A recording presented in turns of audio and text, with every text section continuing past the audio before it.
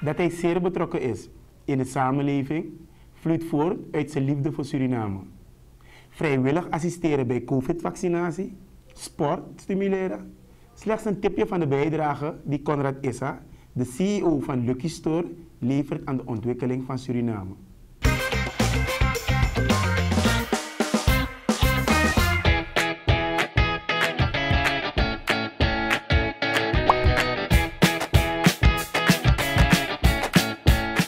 Ten aanzien van een vaderlandsliefde en de bedrijfsvoering bij Lucky Store gaat dit helemaal terug eigenlijk naar onze vader, Nasser Issa, die eigenlijk vanaf jongs af erg veel betrokken was in de sport, voetbal. En mijn oudere broer Maurice en ik hebben dus het hele sportcultuur en die betrokkenheid in de gemeenschap hebben we eigenlijk voortgezet met sport.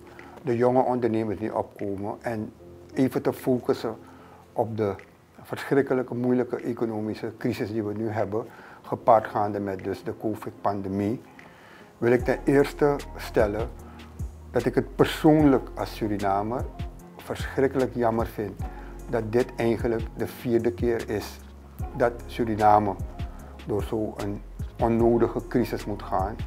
En dat komt steeds doordat wij als volk de verkeerde leiders kiezen. We hebben een team hier bij Lucky Store, onze groep.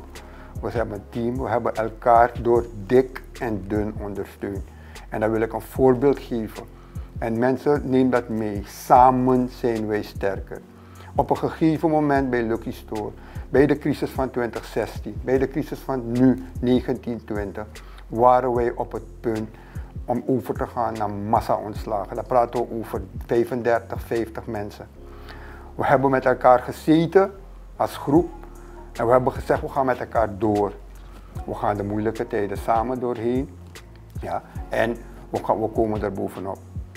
U gaat zeggen, ja, makkelijk voor u om dat te zeggen, meneer Issa, want andere mensen verkeren in heel andere situaties. Nou, let u erop mensen, ja, wij geloven ook erin dat er een sociaal vangnet moet komen, dat de mensen die in de meest precaire situaties verkeren, dat die opgevangen moeten worden. Maar er is een meerderheid van de mensen die jong, energiek, fit zijn. Vermors je tijd niet op de hoeken van straten.